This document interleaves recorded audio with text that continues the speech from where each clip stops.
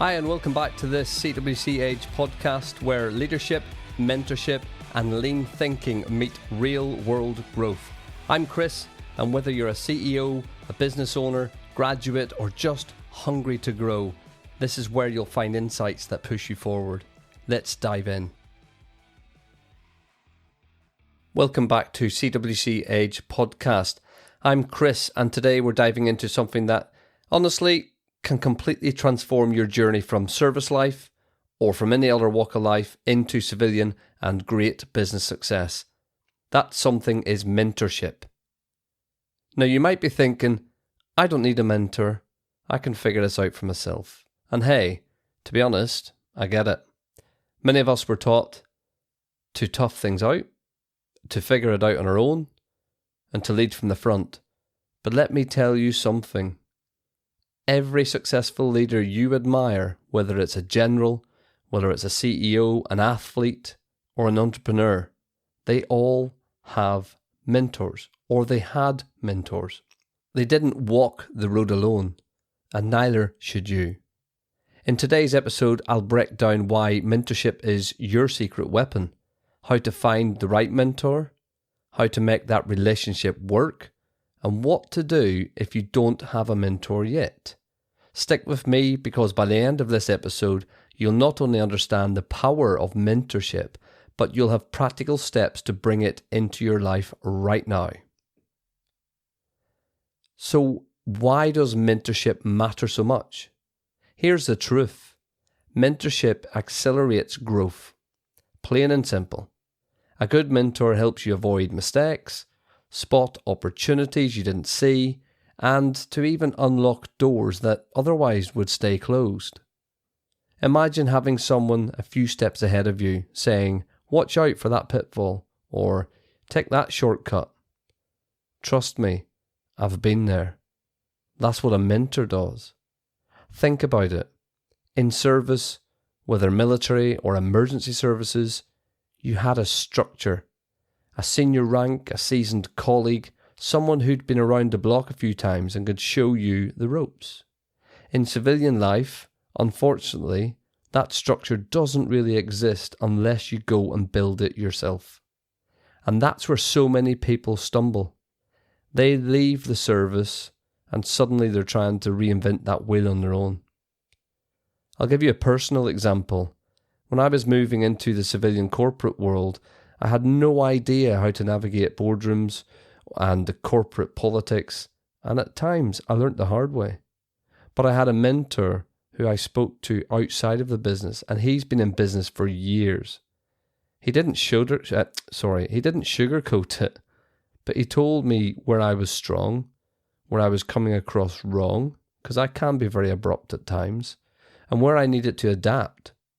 It wasn't always easy to hear some negativity about yourself, but it saved me months, probably even years of trial and error.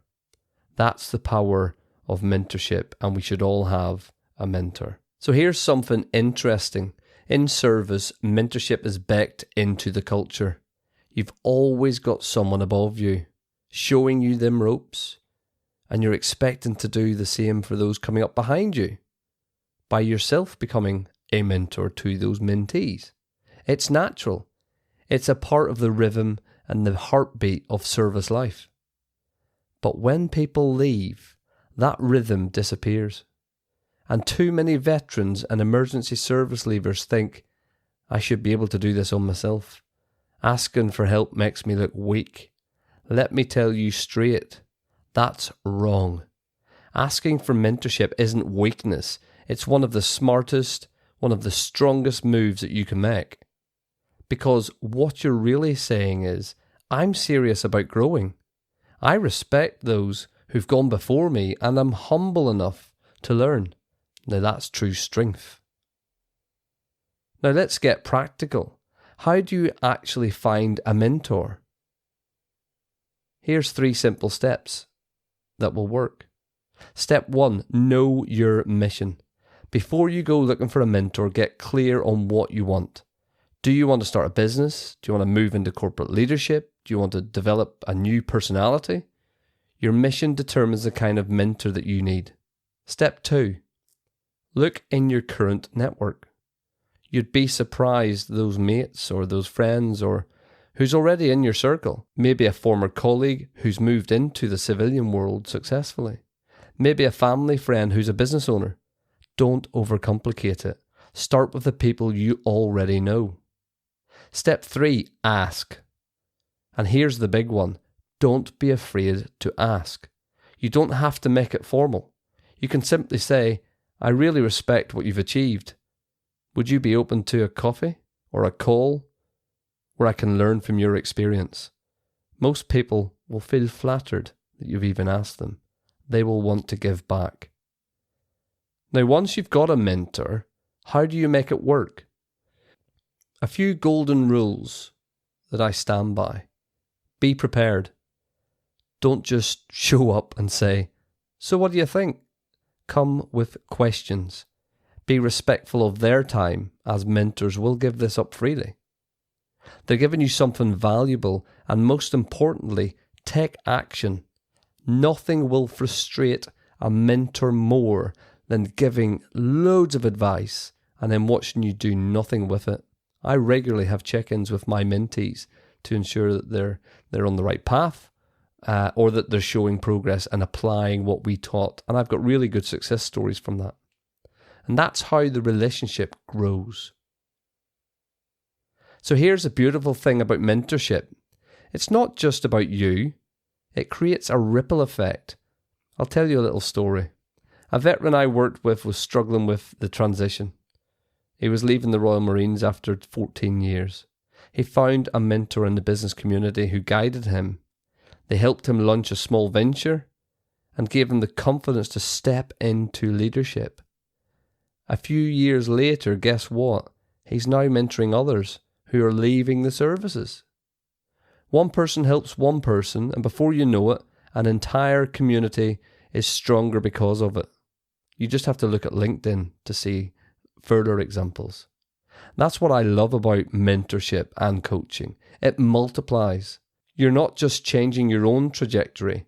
You're setting an example. You're lifting others. You're building a legacy. Now, I know what some of you are thinking. That's great, but I don't have access to a mentor right now. And if that's you, don't worry. There are ways to practice self-mentorship until you connect with the right person.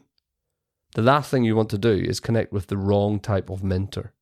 The first tool is journaling. Treat it like an after-action review, so to speak. At the end of each week, write down what went well that week, what didn't. What lessons did you learn that week? You'll be amazed at how much growth comes from simply reflecting consistently. The second tool is possibly reading some biographies. Pick up some books about leaders, about entrepreneurs, people who've walked the road before you. Their stories become your mentors in print. And the third tool is podcasts, just like this. You're already here, listening to this one. There are so many voices out there sharing lessons you can absorb and apply. Think of it like building a virtual team of mentors around you. So here's your mission for this week. Identify one person in your network who you admire. Just one. Reach out to them. Ask them for a 20-minute phone call or a coffee. Don't overthink it. That single conversation could open up doors you never imagined. And if you can't think of anyone right now, then grab a notebook and start that self-mentorship journal tonight. Let's land this episode. Mentorship is your secret weapon. It shortens the learning curve. It opens doors and gives you the accountability to stay on track. And here's the kicker. One day, you'll become the mentor for someone else. That's the full circle. That's the legacy. If you want to kickstart the journey, go to cwcedge.com and have a look at some of our mentorship toolkits. You'll find templates and scripts and guidance that help you approach potential mentors and build powerful mentoring relationships. It's completely free and it's designed specifically for veterans and emergency service professionals stepping into business and or leadership different roles. Remember, your future isn't built alone. It's built with the people you surround yourself with. Go and find your mentor. And then one day, be a mentor. I'll see you next time on the CWC Edge podcast.